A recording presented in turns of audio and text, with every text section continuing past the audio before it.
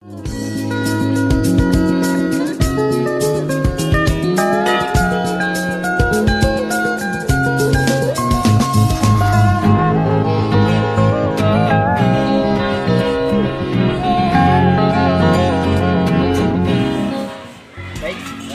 siang Pak. Ya, siap. Baik, perkenalkan nama saya Sony Halala. Saya perwakilan dari kelompok saya di kelas ekonomi di kelas E4 10 E4. Nah, di sini saya akan memberikan beberapa wacana kepada Bapak tentang kelangkaan, ya terutama kelangkaan beras. Karena seperti yang kita tahu, kelangkaan beras itu sudah terjadi di beberapa tahun yang lalu, di tahun 2024 dan di zaman Pak Soeharto juga sudah terjadi. Nah, jadi saya hanya ingin meminta setiap pendapat Bapak di setiap pertanyaan saya gitu. Nah, yang pertanyaan saya yang pertama, menurut Bapak, apa itu kelangkaan barang yang terjadi di kehidupan manusia? Oke, menurut saya kelangkaan itu di mana artinya sesuatu itu atau barang itu sulit ditemukan atau sulit adanya gitu. Apalagi barang itu sebagai konsumsi bahan pokok utama kita, yang dimana bahan ini sangat-sangat penting bagi untuk kelangsungan kehidupan kita sebagai manusia. Artinya itu kelangkaan, artinya sulit banget ditemukan ya. Oke. Nah, jadi menurut Bapak itu adalah barang-barang yang sulit sekali ditemukan gitu. Iya. Oke. Nah, pertanyaan saya yang kedua, menurut Bapak apa faktor yang membuat hal itu terjadi gitu? Nah, sulit faktornya itu biasanya ada faktor iklim ya. Iklim, karena kita nggak tahu iklim sekarang ini bisa ditebak ya. Jadi untuk memiliki itu sangat sulit. Bahkan yang menanggung itu petani kita udah mau panen, tahu-tahunya karena ada iklim berubah secara drastis, akhirnya bisa gagal panen, beras, ataupun jagung, juga buah-buahan lainnya. Nah, faktor utama itu biasanya iklim. Yang kedua biasanya itu ada permainan-permainan fisik antara distributor ataupun orang oknum nakal di mana menimbun suatu barang di gudang, nanti barang itu langka, akhirnya dijual dengan harga yang langit. Jadi mereka menyimpan barang tersebut, tapi ketika nilai barang tersebut naik, barulah mereka mendistribusikannya. Bahkan mereka bikin suatu keadaan yang dimana mereka udah menumpuk barang-barang itu di gudang biar supaya dikira langka, padahal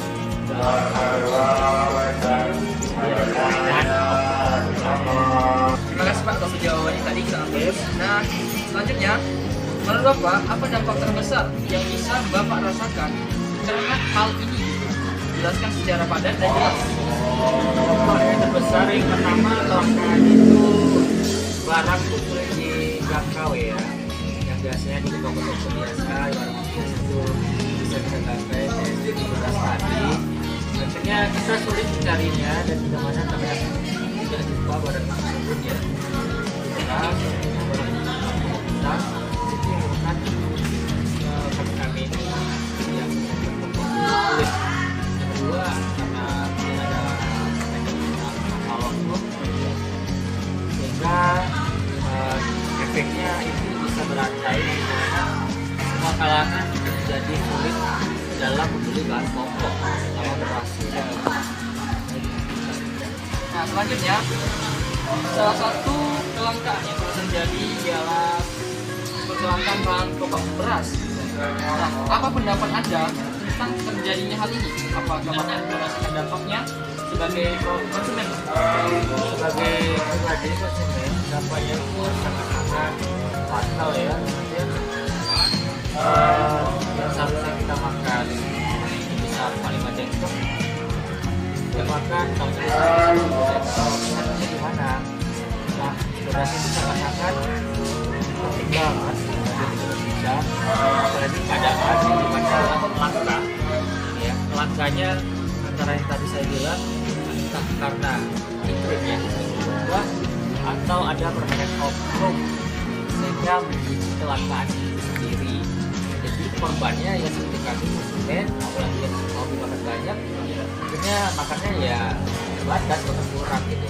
Dan juga yang paling penting efeknya itu kasihan kepada anak-anak ya, seperti televisi atau itu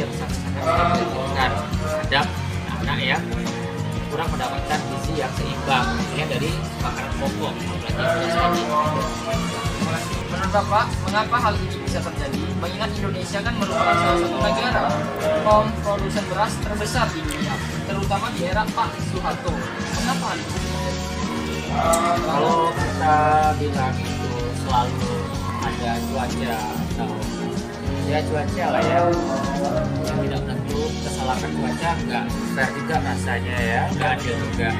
Tapi yang selama saya alami ini bukan hanya cuaca aja, tapi adanya yang tadi nakal tadi yang bikin kecelakaan pun ada secara tiba-tiba, sehingga bikin barang pokok tadi beras tadi itu terasa sulit banget ditemukan, padahal ada di pasaran kita tahu untuk di gudang untuk menaikkan omsetnya gitu.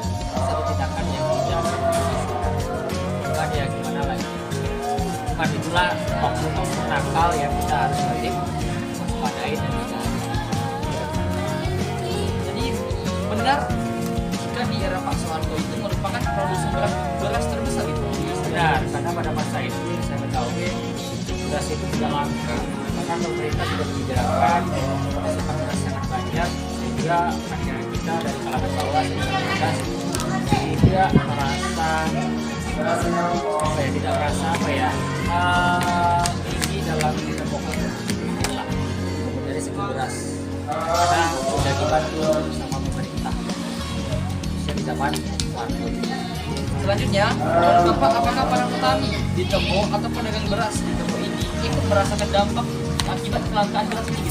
Sangat berdampak sekali ya, karena apalagi petani itu udah menjual beras, cuman berasnya tidak sampai dengan baik ke konsumen, yang dimana konsumen menjadi sulit menentukan itu karena ada nakal tadi. Padahal distributor itu membeli beras dengan harga ya tidak terlalu tinggi, tapi karena bikin kelangkaan oleh orang itu akhirnya beras itu jadi langka dan bikin harga beras lebih naik, akhirnya tidak worth it untuk dibeli karena apa, terlalu mahal. Itu sebabnya beras itu sangat-sangat penting bagi kehidupan kita. Kita tahu bahwa orang kita di Indonesia sangat suka terhadap makanan, tapi makannya itu pasti ada nasinya, makan dengan nasi. Ya. Selanjutnya, apakah setelah peristiwa atau fenomena ini terjadi, apakah peran pemerintah sudah ada dan sudah timbul untuk mengatasinya? Kalau menurut saya sudah ada, cuman gimana ya, ibarat sudah ada penanggulangannya, tapi namanya oknum ya, kita nggak tahu kan kapan dia bergerak, kapan dia melakukan aksi lagi, karena melakukan kecelakaan lagi kita nggak tahu. Cuman ya kita sebagai konsumen tetap harus hati-hati, tetap waspada. Karena apa? Kalau harganya terlalu tinggi, takutnya biasanya harga terlalu tinggi dan berasnya bisa diganti dengan beras yang di bawah standar. Tapi harga yang tinggi nah itu sangat-sangat fatal. Jadi kalau budaya kita lebih sering beli beras, kita langsung berasnya apa, dan juga lebih sering itu memilih warung yang tepat dan jujur dalam kita untuk membeli bahan pokok tadi. Nah, selanjutnya Pak, di sini saya ingin bertanya kepada Bapak, ketika kelangkaan beras ini terjadi, apa dampaknya pada perekonomian negara kita, gitu? Negara Indonesia kita?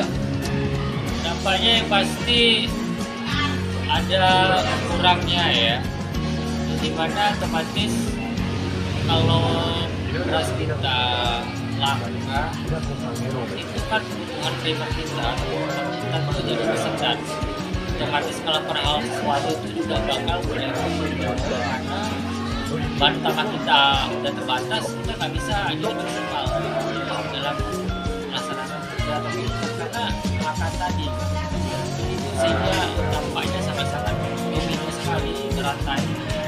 Jadi sulitlah kalau kita mau membayangkan itu sulit dan bahaya ya. Tapi jika dalam pandangan ekonomi negara gimana? Menurut saya ada berkurangnya karena ya mulai utama kita sebagai bangsa Indonesia dalam kebutuhan sehari-hari. Kalau kebutuhan sehari-hari sudah terganggu, otomatis pemutaran ekonomi negara kita itu juga terganggu karena tidak maksimal lagi. Baik, terima kasih Pak.